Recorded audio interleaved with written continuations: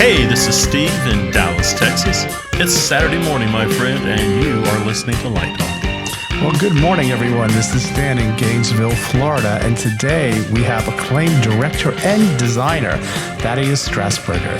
And this is David, coming to you from the beautiful Belmont Shore neighborhood of Long Beach, California.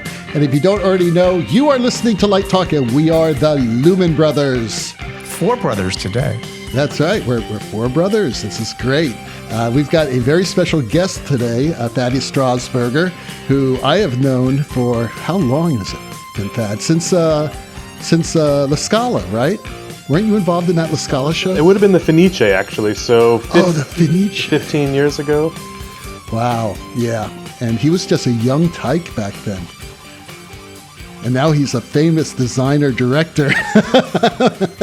And I'm an old tyke, and I haven't changed at all. But anyway, this is episode 198. Thad is here, and let's have Stan tell us a little bit about Thad. Yeah, okay. I haven't seen Thaddeus since I was in Oklahoma, I'm just making that up. But I'm going to do my best to read this bio so you'll get a little bit to know about him. So Thaddeus Strassberger was born in Tulsa, Oklahoma. And at the age of 10, he started working for the local repertory theater company and quickly got hooked on everything backstage. At age 14, he went off to an opera summer camp as a technical theater intern and was hooked on opera. The summer after he finished high school, he was an apprentice at the Santa Fe Opera, after which he moved to New York City to start studying engineering and art history at the Cooper Union for the advancement of science and art. And I must say, you can't apply to Cooper Union. They only let certain people in. And after graduating, he was awarded a Fulbright Fellowship to attend the Accademia Teatro alla Scala in Milan. His big break came when he won the European Opera Prize, which gave him his debut as a director and designer with a co-production in Germany and Ireland. Since then, he has continued to direct and design operas around the world, including productions for the LA Opera, the Washington National Opera, Bard Summerscape in upstate New York, London's Royal Opera House, Covent Garden, the Bolshoi, and the Ekaterinburg State Opera in Russia, as well as across Europe and the iconic NCPA in Beijing. Future productions include a new Turandot in a vast open-air quarry near Vienna that seats over 5,000 people, as well as returns to Russia, Germany, and in 2022 to his hometown of Tulsa to make his first ever production there. So Thad, that's why I was confused about La Scala, because I saw that you were an intern at La Scala. Very interesting. Well, I actually started there in the academia as a scenic design intern or apprentice or... Right, whatever they call it. We talked about that last week. Everything is sort of a different nomenclature there. But it turned out to be a really good thing because I was in the design department at the beginning, and I started working with some other designers that weren't speaking Italian, and I speak Italian very well, and I was able to then get hired on as an interpreter / assistant for Paul Brown on a production of Giselle, which then I later went on tour with to New York and LA with that. And so it sort of gave me my first contract with La Scala right out of it. So actually the sort of intern into apprentice into a full paying contract ended up being a really good thing. I'd say. Like a meteor, man. Good work. So listen, Steve has our first question for you today. Well, let's just jump right in there. I mean, you are in rarefied air. What is it like to be a director and a designer? Well, I started out wanting to be a designer, I think, because as a kid, I didn't really know what a director did. It's much more sort of intellectual and literary, and it's not so obvious, I think, to the casual viewer. Even when you talk to normal people about TV shows and films and things, if you start talking about directors, they don't really know what you're talking about. But the design is something very tangible, and that's something that I started working with. And as I was working on being a designer and being more in rehearsals and really small things, sort of off and fringe and, various situations, I realized that what I was interested in doing was arranging the space in which dramatic events happen. And I wanted to have more and more control over what the people do. And so working very closely with the directors that I was working with, and then realizing that basically what I was doing was directing by proxy, and I might as well just try to direct Anyway, so I came to it the other way around. There's some directors that direct and then begin designing, but for me, it really started as a visual world that then moved over into the more dramaturgical one. Now, I know that you say that you are mostly a set designer, but I understand that you also do lighting, costumes, and video. Yes, it just sort of depends on the situation. I mean, I work in so many different places around the world, which until recently with the pandemic has been a real advantage because I'm not sort of beholden to any one system. Right now, it's not very good because I can't get to any of the places that I have relationships to work with. But every theater and every sort of country has different ways of accomplishing exactly the same thing. When you're dealing with opera, there's very limited titles actually that we actually end up producing. They obviously do new work and contemporary things and really rare pieces, but overall we're doing the same thing. There's some words and notes on a page and we've got to get it up. But it happens so differently in so many different places that because I'm interested in the overall design of it, and I really don't see the boundaries between where light and sets and video and costumes and directing are all the time, depending on the production. To me, it's very fluid to move between them for different projects. One last thing before Stan jumps in here. I don't think we mentioned you're in London right now. What's the theater scene, opera scene like in London during the lockdown?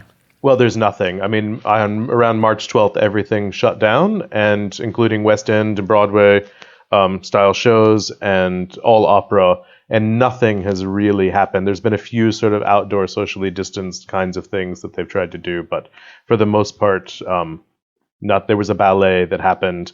And I think it was actually a bit of a tricky thing that people thought things were happening, sort of the general public. But, there are revivals of things. There's no new designers, no new directors, no real rehearsals happening.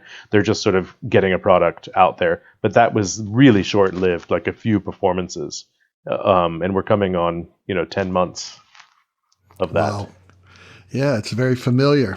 So, it's really interesting to hear you talk about starting out as a designer and then realizing that you maybe should be directing too. So this question is sort of about that. So tell us how the design process is incorporated into staging rehearsals and how you work with the singers and actors to inform them about the larger design, both aesthetically and in technical terms as well. How does that happen?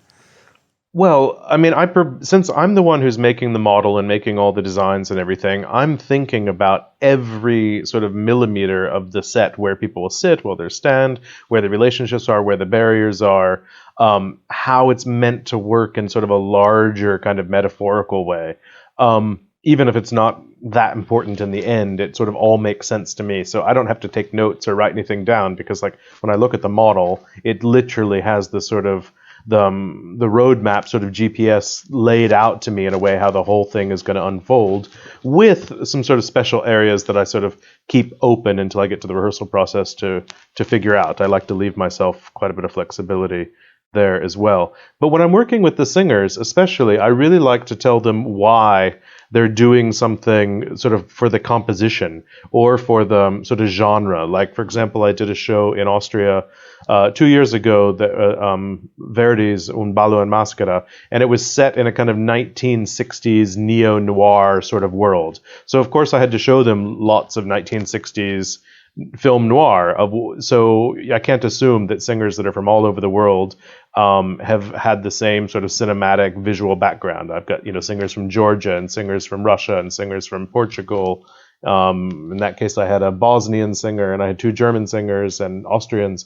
So we sort of get aesthetically on the same page. And then when I'm working, when I say, listen, lean against that wall, put your right foot up and smoke a cigarette, it's not sort of some random thing that I've invented, but it's like, well, let's look at like all of these iconic pictures of people in hats and trench coats leaning against walls smoking cigarettes and figure out why that's important. And then I'm also going to tell you, when we get on stage, where that scene is being lit from. It's like, okay, no matter what happens, you need to know from that right torm that there's like this big 3K HMI that's coming on, and that's making that effect. So what you're doing when you're looking sort of out of your peripheral vision, just check your shadow. Make sure that your trench coat isn't sort of opened in a weird flap that doesn't make that beautiful silhouette against the wall. But I'm not just telling them arbitrarily what to do, but I'm sort of including them in the whole process. So obviously in live theater, when anything can happen and, the light's in a different way, or the revolve sort of hits a different spot, or the conductor's doing something slightly different than they imagined, they can still achieve the big goal of what I want and not just sort of a series of instructions. And that goes through a lot of what I do, that they know that what I'm doing has a reason, and so the reason they need to do it is to keep the aesthetic as tight as possible. Make me think of Edward Gordon Craig and that whole era of, the one you're like that one mind. You are seeing it, you're hearing it, you're feeling it, you're lighting it. It's really, I've never seen any of your productions, but now I'm really excited to want to. Well, with the design, I think is really important is I spend a lot of time with the props department to make sure that everything that the singers touch and look at that's in their immediate sort of cone of vision is as realistic as possible. They've got so much going on with remembering text and music and lots of input and all these things that could go wrong and moving scenery that I just want them to look down at the table. And I work with singers all the time and they say they've never had that in their entire career. Really famous singers for 30 years. And I literally, like when I'm doing the letter, when Violetta reads it, I'll lay it out in Photoshop for a couple hours, really thinking about how he wrote it, and I'll put, like where the pen stopped and the ink bled, and where it pulled away. So when they look at it, they know, and how it scans, and how they read it, the line breaks and everything. It's not just sort of ye old font on parchment paper. And if they're supposed to be handed a passport, then it has a picture of the right person in the passport, and it has the right dates, and it's laminated in a way so that they're not having to imagine that this folded over piece of stapled paper is a passport, but it's actually a real object. And I think that that's really important, that design isn't only what the audience can see from the middle of the auditorium, but it's also what they can see, and then how the design projects out their belief in the honesty of the situation. That's so beautiful the way you said that. Wow. It's not a prop. It's part of the story. I know, Thad, you listen to our show every now and then, and you probably have heard us talk about in rehearsals as lighting designers, a lot of times we have to remind directors of where the light is coming from while they're staging the show in a rehearsal room. You don't have to do that because you already know. And you explain that to the actor or singer, and that's really, really important, and makes it a much more complete show, and obviously a much easier transition onto stage. It saves a lot of time in the end. So you just really are doing something quite complex, and you started this discussion by saying that your cast is wildly international. So how difficult is that in communication? Because I'm sure you don't share one common language. You work it out really soon in rehearsals. I mean, I speak Italian and German and Spanish and English well enough to rehearse whole productions in. So with that, it's generally enough to easily get by. There's sort of food groups of languages that sort of work themselves out. And I've never, ever had a problem figuring out who speaks what. As a matter of fact, I recently worked with a singer from Mongolia in Spain, and he understood Italian absolutely perfectly, and he didn't respond a lot vocally, but in the staging rehearsals, he would respond physically to what I wanted, and he would just say, okay, I'll show you everything that we did. And so that was actually really great, because it just saves a lot of talking as well. I just explain quickly what I want, and then he's like, do you want it like this or do you want it like this? And I'm like, that's amazing. Was the passion for language there as a child, as a young adult? It was, actually. I studied Spanish in high school, and then I just started learning Italian on my own shortly after high school, just as a sort of general interest. And it's just sort of the key to communication. I mean, I wouldn't even say that I have a huge passion in all of those languages, but I love being in a rehearsal room where you just can communicate with all these people from around the world. I was in a really interesting situation last year when I was working in Beijing, and the main language in that theater is Italian, because so many of the singers study in Italy at the conservatory. And so all of my assistants and the woman, the sort of the technical director that was responsible for realizing the scenery, and getting all the shop drawings and everything done, we did everything in Italian.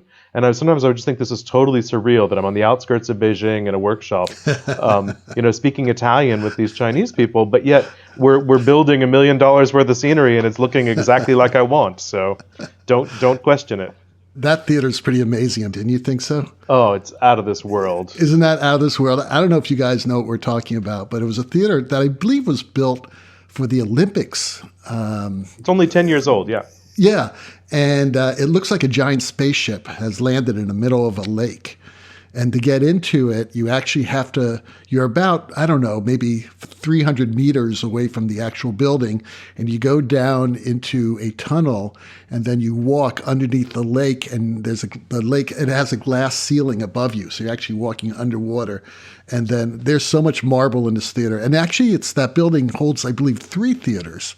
One opera house and maybe 1 or 2 other theaters. It's truly an amazing space, beautiful space. Even more so, what's amazing about it, so it has huge revolves and all the stage podiums that can do everything, but they built another theater on the outskirts of town that absolutely mimics it with the idea that you can pre-tech your show in a sort of out-of-town space that it's exactly the same as moving into the theater. Yeah, pretty awesome theater. It really is. Let's talk a little bit about opera. Both Thad and I are kind of opera geeks, and we know a lot about it, but a lot of our listeners don't, and we have a lot of young listeners. So I think it's really important that they just learn a little bit about how you approach opera, like the difference between Stagione and Repertory demands, and how it affects how and what gets designed. Well, you've brought up a good point. First of all, opera, the definition of that is so sort of unclear. For me, it just means that we're using words and music and visual elements to tell a story.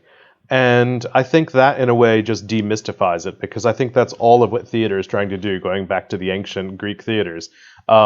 We're just telling stories with all of the tricks. And what drew me to opera, I think, in the beginning was that there's just a lot of tricks. They're usually in bigger buildings. They're better funded.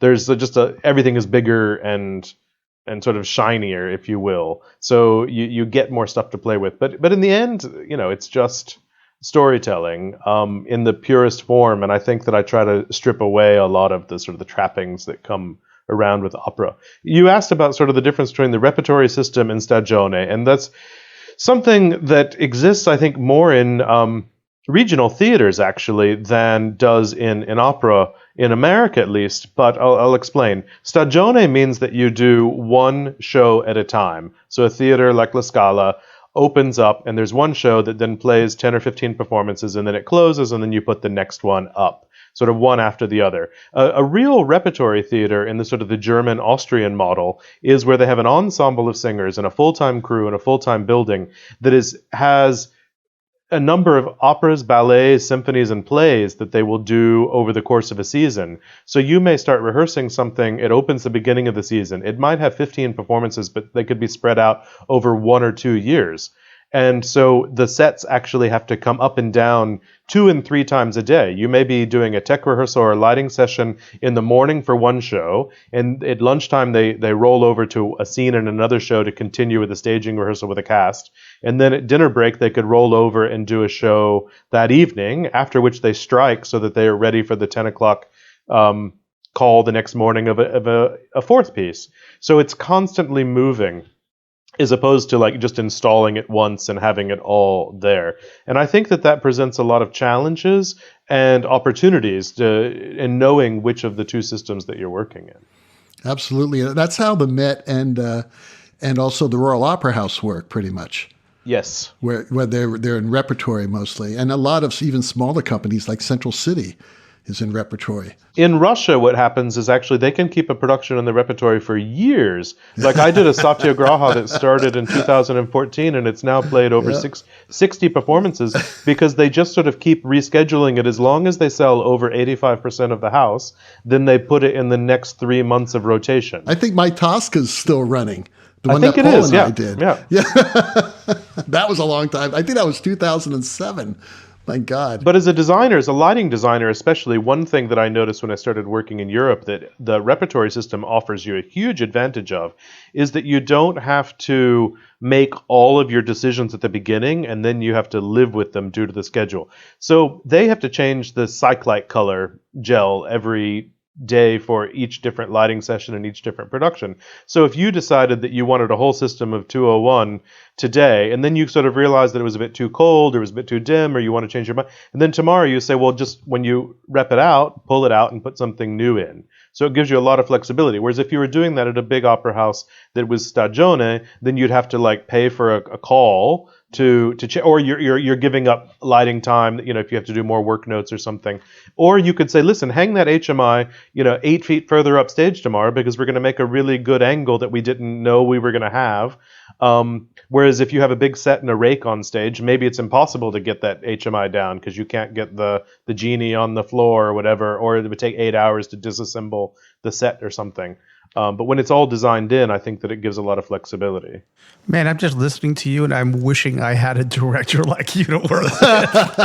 My God, how many people in the world are out there like you who understand the whole thing? I mean, some oftentimes the biggest frustration is like, the directors who don't have a clue about what we do.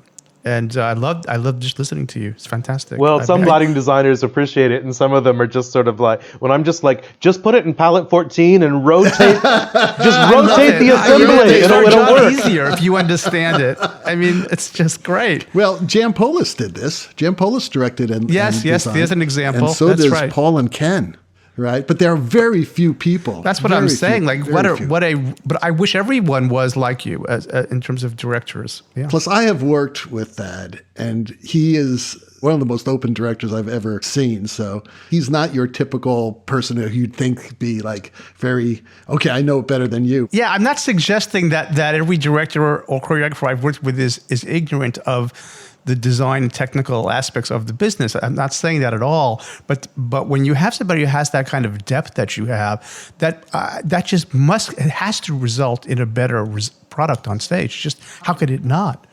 Well, for me, what I like to do when we first get it, obviously we've talked all about the design and everything beforehand, and the lighting designer, he or she's been in rehearsal, and we've talked about cueing and flow and aesthetic and all that. But when the first day we get on stage and they're comfortable that the rig is kind of run out and working and everything, then I'll just sort of say, like, show me what you got. I'm like, okay, because, you're in a new country. There's always new equipment, new brands, new nomenclature, new boards. We're dealing with Grandma 3 a lot of times, but then there's, and so you kind of know the sequence, even sort of like how I can best talk to them that's going to get the result that I want. And, sometimes you're in Russia with like really old boards and things, and you're like, okay, like, so I'll just like do something else while you're like dealing with, key sequences and, building effects and things. But like, I'll just say, listen, like, show me that front wash system, show me what it is so I can see the color temperature of what open white looks like. And then I can say like, okay, like roll some cyan. Okay, I can see what these do. Show me your edges. Okay, oh, it does a frost. You can actually change the focus. Oh, those are fixed. And then it's like, so you just sort of get a quick idea of the vocabulary of what's going to be possible, so that then if I can say, oh, do that thing, or save that as a look, Yeah. And then it's a shorthand, and then they can sort of like keep working and being creative around it after we've done like the sort of these big sort of milestones. Well, meanwhile, I'm running back to deal with the, the set and the singers and the conductor and all of that stuff. But I know what is possible. And also sometimes I can say, listen, just show me what's the easy solution to what we're trying to do as well. And then, because sometimes like the 2 second, I can push a button and make that happen, I can quickly compromise as also the set designer, because I can say, listen, oh, I see that light that I absolutely love. It is whacking that border like crazy.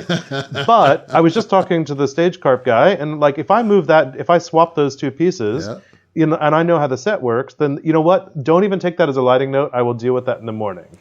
Oh, man. And then you just save time. That's how you do it. I just really want directors to hear this interview. This is just wonderful to hear you speak this way. Boy, but you also have to have a very capable mind to do this. Well, he got it to Krupa Union, so that's just Well, think about it, because when you're in a tech rehearsal and 90% of your focus is making sure the singers know where to go and where to stage them and then solving problems and staging. How much time do you really have to say, maybe this angle's not working. Maybe we need to, you know what I mean? So in order to do what Thad does, and very few other people can do, they really have to have a fast mind. It may seem easy for Thad, but I think it's really an amazing to your thing. point, David, we are creating a class. It's going to be called like Entertainment Design, How It's Made. And I've been thinking about resources for that. Is there any videotape of you doing this magic that you do? Not yet. Let's get a documentary going, damn it. Just planting a seed. Just planting a seed. Okay. But to be able to sort of see you doing that, I think is a model for both designers and directors to say, you don't have to. I get a lot of rhetoric. I don't want to understand how you do that. Just do it. I'm like, really? You're a director. You don't want to understand how we do it. Like, how can you not want to understand? You can't. I don't think you can learn how to do this, Stan. I don't know if you can. I don't know if you can learn how to do it. I'm not saying that, but I'm saying we ought to all have access to seeing someone do it. Well, I'll give you another secret sauce tip. So in these repertory theaters, because there's many performances and people get sick and there's lots of different casts, I often have 2 or 3 casts. In Russia, I even have 4 casts sometimes. And when we're doing sort of late tech rehearsals, sort of late in the process, but like way before dress rehearsals or something, because also in Europe and Russia, we get a lot more time on stage. So it's not so pressed for every minute. But I will sit actually, because if the singer's up on stage for the first time and she's like doing her big scene in the aria and dealing with the conductor and the pianist and all those issues and the tenor or whatever, so I actually don't bother the person that's actually on stage at the moment. I'll sit with their counterparts, the other 2 women that would be singing the role, and I'll say, listen, do you see when she turns and looks at the window? And then they go, oh, wow, that's really beautiful. If I stepped into that when, I go for the high C or whatever, that would be really great. So, and it actually helps them to see what the result is. Absolutely. And then I'll say, oh, do you see when she just steps down for a second to stop to talk to the conductor? Whoa, she's totally out of the light. So that's your lane. You've got like 4 feet wide that you look brilliant. You start drifting downstage, you think you're more present, but you go, oh, I just disappear. And I'm like, yes, because the reason is the side light's coming from there. Those lights that hurt your eyes when you have to make that quick exit, that's what's doing that work. And then they're like, oh, okay. I've had situations where I've done that with actors where directors gave me the freedom to sort of help them stage it, and it always turned out beautifully. But oftentimes there's, in some of my scenarios, there's a little bit of friction there, but you are both of those things, which is great. Good directors do this, though. I mean, they understand light. That's the thing. Is there ever a time, Thad, where you work as just a designer and you're not the director? Just out of curiosity.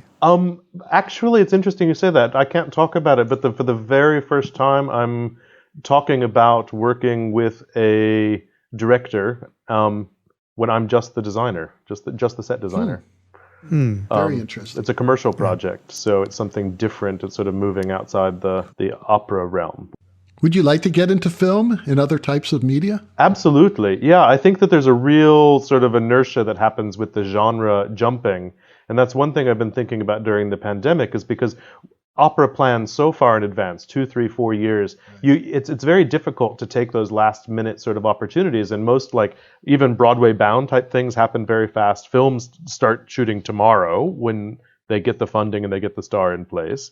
And it's difficult to have that sort of freedom of the your time to do it, that you're not already committed to something else. But yes, yeah, that'd be great. I could see you doing that. I really can, because you're that expansive. I really do. And I hope you get the opportunity. I really do. Let's keep this thing going here. Can you talk a little bit about the differences in practices? I mean, you've brought up Russia, America, Germany, China. What are the aesthetic and practical differences there? I think time is one of the biggest factors, which I alluded to before, how much time you have on stage. For example, in Russia, this theater where I've done 3 shows in Ekaterinburg, and I'm going back to do a 4th one just as soon as COVID opens up, it's a repertory theater that plays, I think, 8 performances a week on their main stage when they're in their full season. I think there's 2 matinees during the week, and there's only 1 dark day, so that works out to 8. And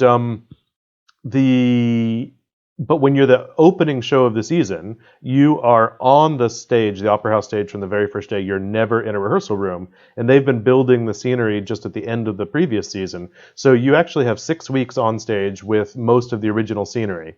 And to me, that's a huge luxury. It's almost like how you see in old movies about how they did Broadway shows with, Betty Busby Davis. Berkeley. Yeah. Let's do a show. Let's do a show. It's all there. The gang's all here.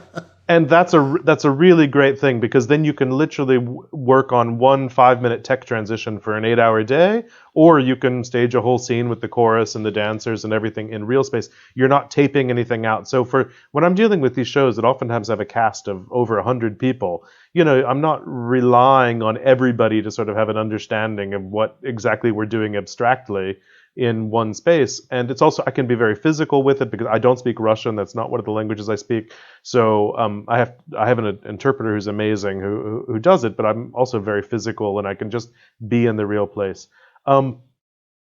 In America, just you have such little time that you have to really have such a plan for what you want to do. And you have to even plan in for when you want to be spontaneous, those 5 minutes when that's sort of allowed. But in Germany is another thing because of how much work they do. They have so many Traviatas in a season in any one area that you could drive or take a train within an hour or two. So you're actually really pushed to not do anything that resembles traditional, but to do something completely sort of off the wall and wacky. And sometimes it's a bit exhausting to just sort of have to come up with something new for new's sake when you're working in that environment. But then other times when you really embrace it, you have such an amazing freedom that you can just sort of start with a blank canvas and start from scratch. As far as lighting specifically goes, that has big implications. In Russia, for example, you were asking me before about when I designed lights. I started designing lights there because I was on stage for 6 weeks. And they have a repertory house plot that really can't change because they do these 8 shows a week. And so there's a lot of moving lights and a lot of sort of old Soviet equipment. It's a sort of a real mix of crazy stuff. But I literally thought, well, each morning I could light the show. I could light a scene for 2 hours. From like 8 to 10, then work with the cast until lunchtime. And then in the afternoon, I could say, you know what, this was really great.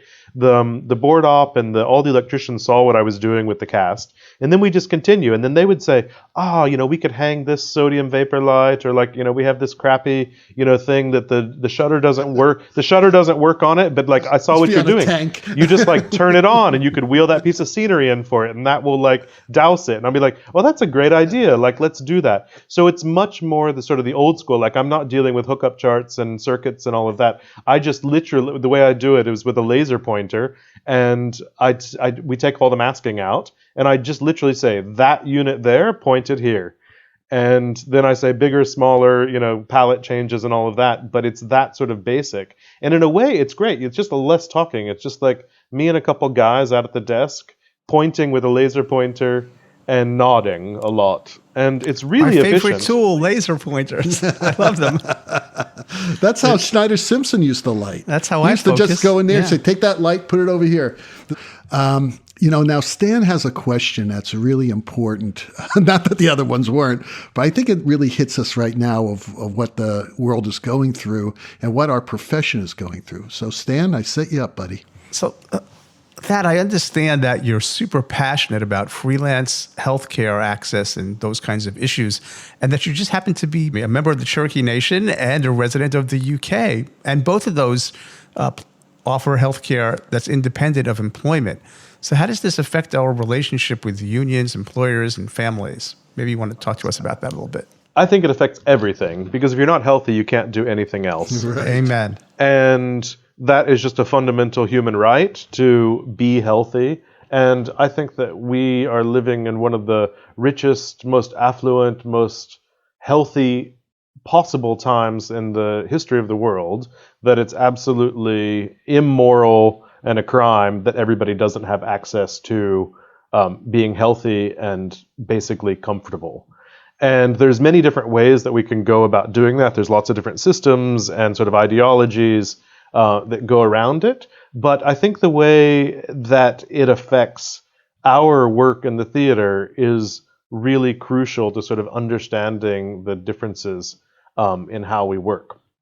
I'll give a few examples. So, for example, in the UK, that your access to healthcare is not in any way tied to your employer, employment, level of employment, or financial situation.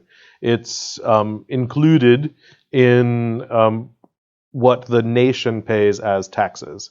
So even you, if you're a visitor here, you can visit the hospital. You can't come here expressly to use the healthcare system, but should you need it while you're here, it is open, because the idea is that when everybody is healthy, then everybody is healthy. So the people that cook for you or clean for you or take care of your children also need to be healthy so that you can be healthy. And it's not really just sort of like, oh, well, we look after them because it's a nice thing to do. It's just about how the whole system can work together. And I think that it goes a lot toward during this whole 2020, there's been a lot of talk about diversity and inclusion in our field. And I think that there's a lot of privilege that goes underlying with healthcare issues. For example, if you come from a family that has parents with stable employment and a certain level of income, then there's a good chance that as a high school student that you are also covered on their plan. As a college student, you're most likely covered on their plan. And even there can be COBRA sort of extension kinds of things that can bridge you over as you're starting out your freelance career. So if you want to be a lighting designer and you want to take an internship or an apprenticeship, and you have an underlying health condition, or something happens that you fall and break your wrist or something, and you need health care, and that's covered, then that's just not a worry. So that's already just a fraction of society that sort of has that ability to do that without worrying about it. If you have an underlying health condition and you don't have that family situation, the privilege, as I would call it, then you might end up not being able to take a lower underpaid internship opportunity that allows somebody else to get further ahead because you simply can't afford to not live in order to do that.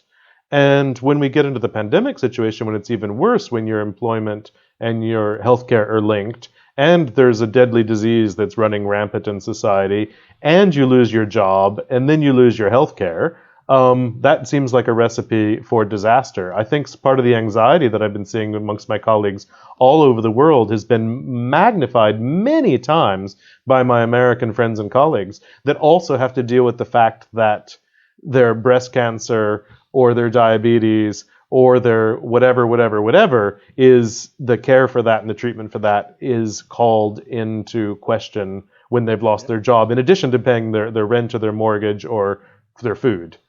There's models for it. And one thing I mentioned being a Cherokee citizen is a lot of people don't know this, that the Indian healthcare services in America are actually very similar to the United Kingdom's healthcare system. When you're a citizen of the Cherokee Nation, as I and all of my blood relatives are, then you have access to the Cherokee Nation healthcare system, and you sign up, you just let them know that you're enrolled in the system, and then you go and you see a doctor, and you have a baby, and you get your prescriptions, and you have an operation, and it's all covered.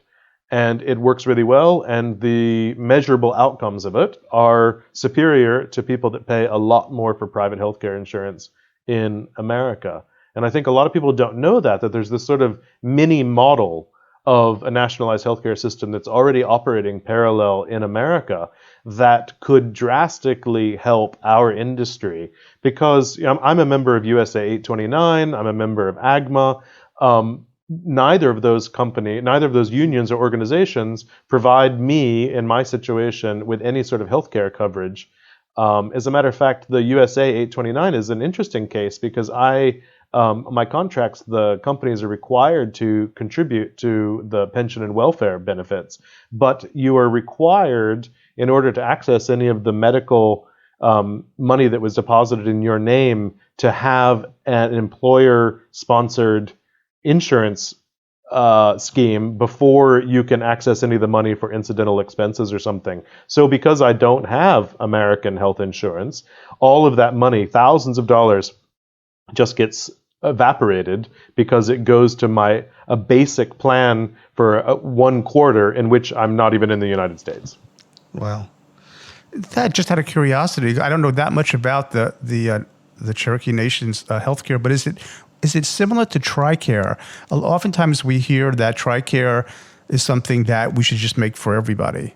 right? Which everybody says is if you're a veteran, or you were a government employee, TRICARE is supposedly quite good, and it's also nationalized. I don't know exactly the models and how they work. I just know that this sort of merit-based system, and by merit I mean dollar-based system, is ridiculous. When European people hear that people once a year have to sit down and read a big book of a plan to pre-imagine what kind of cancer or what kind of freak accident they're going to have in the coming 12 months, either them, their spouse, or their children, and then make rational financial projections based on this telephone book of fine print, they go, what on earth are you talking about? When you're talking about the irrationality, today, in fact, there was some news on this. Warren Buffett and two other huge companies, Berkshire Hathaway and two others, I can't remember, I think it was Verizon and another one, got together 3 years ago. They formed this company called Haven